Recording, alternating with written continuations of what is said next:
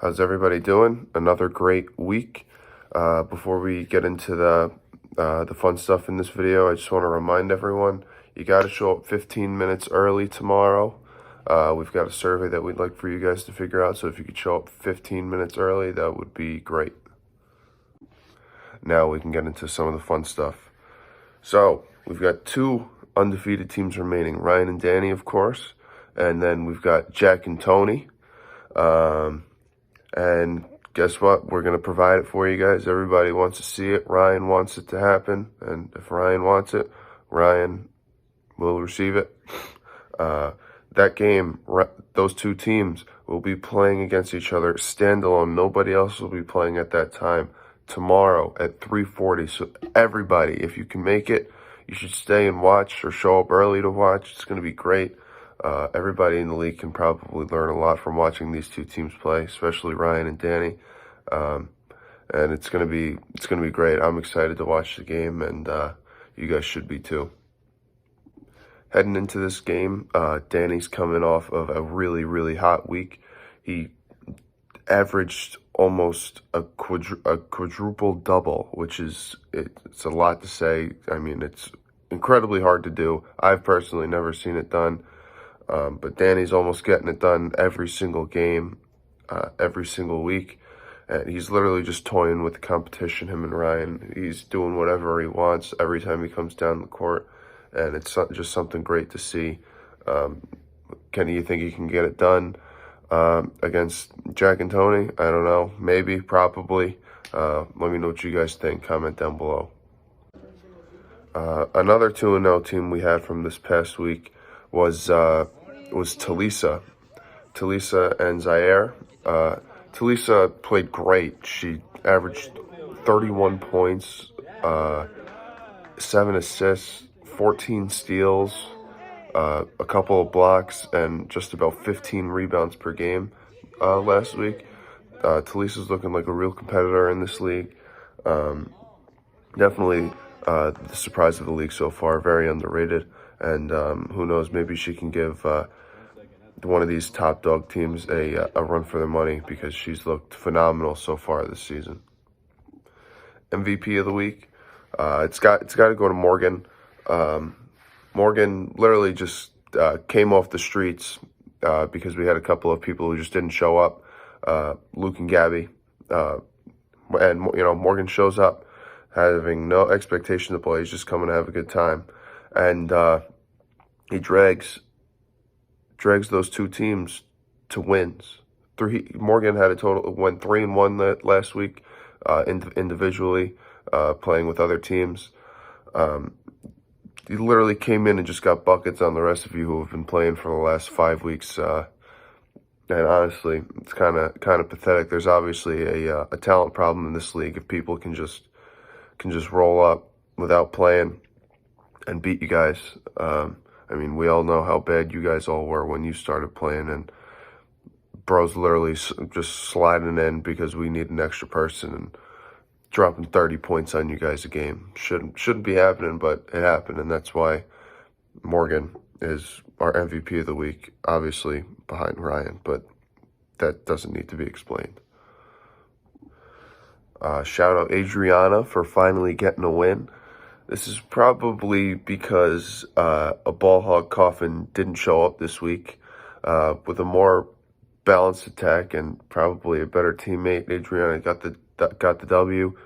If I was Adriana, I'd probably be hoping that Luke doesn't show up this week either, for her sake and her team's sake, to try to avoid the toilet ball. All right, guys, great week of NBA Jam. Let's get into some stats.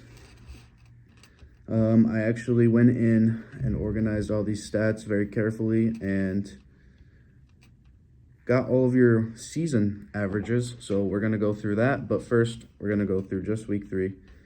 So let's just get right into it. The ups, the downs, the most improved, the least improved. Let's do it. All right, starting off just how we do every single week. Ryan is the points leader at 37 points per game. He is tied with someone, but we'll get into that later. 37 points per game. Undefeated again. 6-0 overall. Really 8-0 overall if we're counting preseason. I mean, Clearly, no one can stop this guy. We'll see if Tony and Jack can at 4:20 tomorrow, Tuesday. But yeah, I mean, this guy seems unstoppable. And then his partner, Danny, just listen to the stat line. 24 points per game, 7 dunks, 8 assists, 10 steals, 8 blocks, and 24 rebounds per game. This is unheard of. These are stats that I've never seen in an NBA Jam. As Jimmy said, no one's out here doing quadruple doubles, and if anyone's going to do it, it's going to be Danny. Speaking of Tony and Jack, they had a hell of a performance too. They went 2-0 on the week, obviously, undefeated team. Talisa, as Jimmy mentioned, she went off. He already mentioned her stats. I'll just run through them again. 31 points per game, 14 steals, and 14 rebounds per game. Incredible performance. This is some really good NBA Jam coming from only a select few of you, and you know who I'm talking about. And now we're going to have to get down to the dirty. Joe Colacelli, 19 total points last week. 19 total points. And to go with that, as I was saying earlier, Chris, his partner, scored 37 points per game, same as Ryan. But guess what? 0-2. It's the same thing every week. I'm going to freak out, bro. Every week, Chris goes off on points. Literally no other stats, just points. This man had 0 assists, 1.5 dunks, 0 blocks, 2 rebounds. You're not doing anything except scoring. You're just ball hogging the ball, trying to get glory, stat padding with points, and losing every single game. It's honestly pathetic to see. It's not how the game's supposed to be played. Speaking of glory hog merchants, Clay went 1-1 for the 3rd week in a row, even though he was talking big games, saying that he was going to go 0-2 this week. Clay's literally a 1-1 merchant, but his partner Caden isn't doing a whole lot to help at 13 points per game. And lastly, Easton, 12 points per game, but he still won with Morgan, obviously, who had a really great stat line. 46.5 points per game for Morgan. Correction, Morgan was the points leader at 40 points per game. So he even beat Ryan in points this week, which is really impressive. But it just goes to show how awful Gabby and Easton have been playing this season. And you guys are really lucky that Morgan carried you to a win and you're not at least dead last in toilet bowl contention. All right, I'll put up a little thing on the screen, but I wanted to go over the season averages with you guys. We'll go over the points leaders, points losers, and so on. So it'll be on the screen again, but Ryan, obviously, with 263 total points, is the leader. Jay is a surprising one, 10.5 dunks per game. He leads the league in dunks this season. Kaylana leads the league in assists, which is very interesting. Talisa, not surprising, 17 steals per game. Danny, 19 rebounds per game. I mean, this is just amazing. Danny and Talisa are the best teammates anyone could ever ask for. And now let's get into the red here. Kaylana with only 35 total points this entire season. I mean, that's just sad. But dunks losers, we got 3 in this category. Gabby, Sophie, and Kaylana all have 0 total dunks all season. Not a single dunk. I don't know. I mean, it's called NBA Jam. You know that's what it's called, right? A jam is like, they call it a dunk, but like a jam dunk, whatever. Riley, 0 assists per game. How do you get 0 assists? Oh, lose it. Luke Coffin, 0.3 steals per game. Chris Ramos, 0.25 blocks per game. Gabby, 1.2 rebounds per game. How does this happen? I don't understand. I just don't understand. Worst players of the week? Got to go to Hamad and Jay. The last couple of weeks, Hamad and Jay have been whining about how we haven't given them any recognition as being an undefeated team. And rightfully so. We didn't, because of we knew a performance like this past week was coming. I mean, they just literally blew an incredibly easy win this past week. We're going to show you guys a clip. Here you go. I mean, come on, guys. There's no court IQ there. Like, what are you doing? I mean, you guys are whining, coming in early, telling us that we need to start mentioning you guys in the videos. Why would we do that if you're going to play like that? Like, come on. clearly there's a specific reason why we never acknowledged you, and that video is proof in the pudding.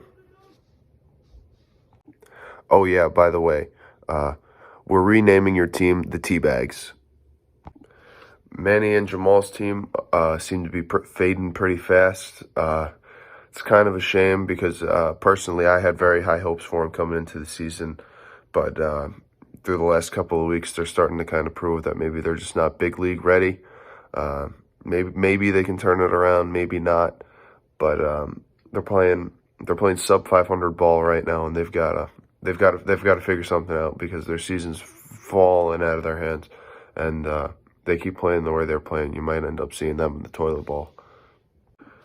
Our weekly Joe and Chris update. Obviously, they're proving to the point that their one win was just a fluke. They lose 2 again this past week. No surprise there. Perpetual trash, bro. I don't even know what to say about them anymore. They're just, team's a disappointment. Season's a disappointment. Kudos to them for still showing up, but if they do, they're probably going to end up in the toilet bowl because I don't see them winning another game for the rest of the year.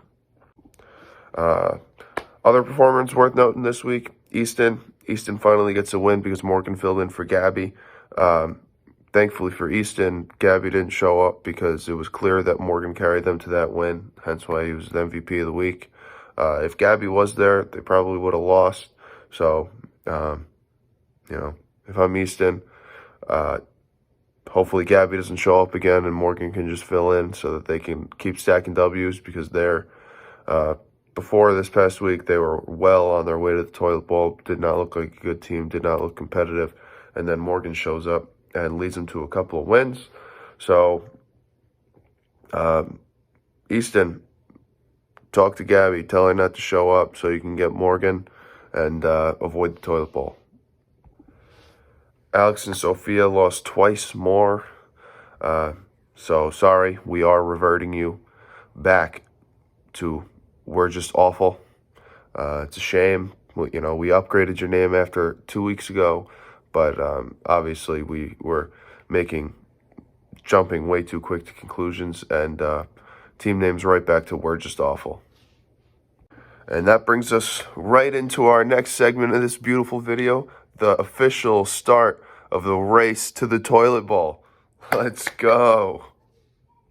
All right, now I want to quickly go over the championship day, which will be the Tuesday after spring break. So no NBA Jam on spring break, just the week after will be the final day. Here we'll have our championship tournament and our toilet bowl, of course.